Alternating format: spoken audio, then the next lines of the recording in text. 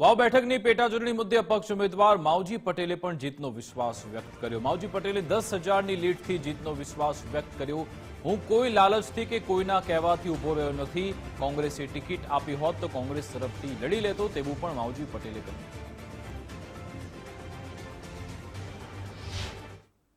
વાવની પેટા ચૂંટણી પૂર્ણ થઈ છે, પરિણામને 2 દિવસ બાકી છે। આપણી સાથે અપક્ષ ઉમેદવાર માવજીભાઈ પટેલ સાહેબ જોડાયા છે। આમ તો વાત કરીએ તો આ વખતની વાવ પેટા ચૂંટણી જે કહી શકાય કે વટની ચૂંટણી હતી, અને ત્યારબાદ અપક્ષ ઉમેદવાર તરીકે માવજી કાકા જ્યારે ફોર્મ ભર્યું ત્યારબાદ ત્રિપાક્ષીય જંગ ખેલાયો। આપણી સાથે માવજીભાઈ જોડાયા છે। સાહેબ, શું કહેશો? કેટલો જીતનો વિશ્વાસ વ્યક્ત કરી રહ્યા છો? ચૂંટણી દરમિયાન આપણે જે પ્રચાર કર્યો, કેવા અનુભવો રહ્યા? ચૂંટણી દરમિયાન જે પ્રચાર કર્યો બહુ સરસ પ્રચાર પણ થયો, લોકોનો આવકાર પણ ખૂબ સારો મળ્યો અને સહકાર પણ સારો મળ્યો છે। પ્રજા ખુદ મેં એમ લાગે કે અમે ચૂંટણી લડી રહ્યા છીએ એ ટાઈપની પ્રજા પોતપોતાની રીતે મહેનત કરી રહી હતી।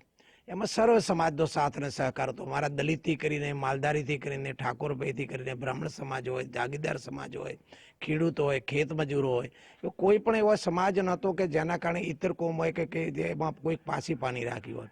અત્યારે છેલ્લે મતદાન થયા પછીના જે મારી પાસે રિપોર્ટ છે, એ રિપોર્ટ પ્રમાણે એક માણસના ફોન આવે છે ત્યારે મને કલ્પના બહારનું હોય છે કે માણસ ક્યાંથી દૂરથી પણ લોકો મને ખબર પણ નથી, મને મળ્યા પણ નથી, પણ એ મતદાન કરાવવા આવ્યા છે, મતદાન કરાવવા આવ્યા છે અને મતદાન કરાવવા માટેનો પ્રયાસ પણ કર્યો છે।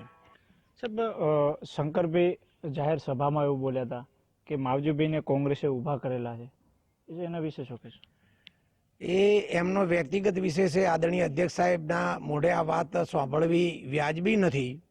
મને કોઈ કોંગ્રેસ ઊભોનો વર્ષોનો એમને ખ્યાલ છે, અને ક્યારે પણ હું કોઈના કહેવાથી કે કોઈના માટે કે લાલચથી કે સત્તાથી કે સ્વાર્થથી ક્યારે પણ ક્યાંય પણ મેં મારા જીવનમાં પણ પગ ભર્યું નથી અને કરું પણ નહીં।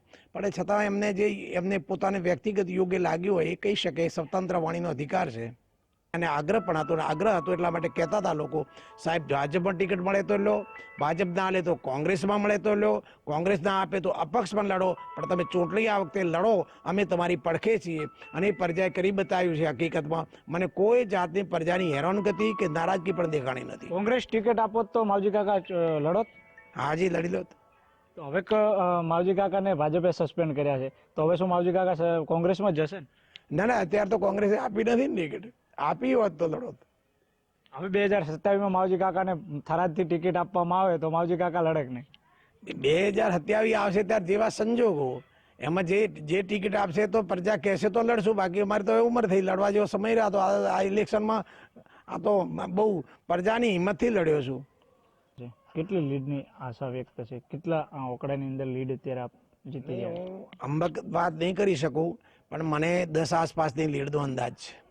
10,000ની લીડથી જીતવાનો વિશ્વાસ વ્યક્ત કરી રહ્યા છે। પોતે એ પણ કહ્યું છે કે જો કોંગ્રેસે ટિકિટ આપી હોત તો હું વાવમાં કોંગ્રેસમાંથી પણ લડોત, પરંતુ ટિકિટ ના આપતા, એકે પક્ષે ટિકિટ ના આપતા આખરે અપક્ષમાંથી ચૂંટણી લડ્યા છે અને અત્યારે જીતનો આશા વ્યક્ત કરી રહ્યા છે। કેમેરામેન મિત દવેની સાથે યશપાલ વાઘેલા, ગુજરાત ફર્સ્ટ, થરાદ।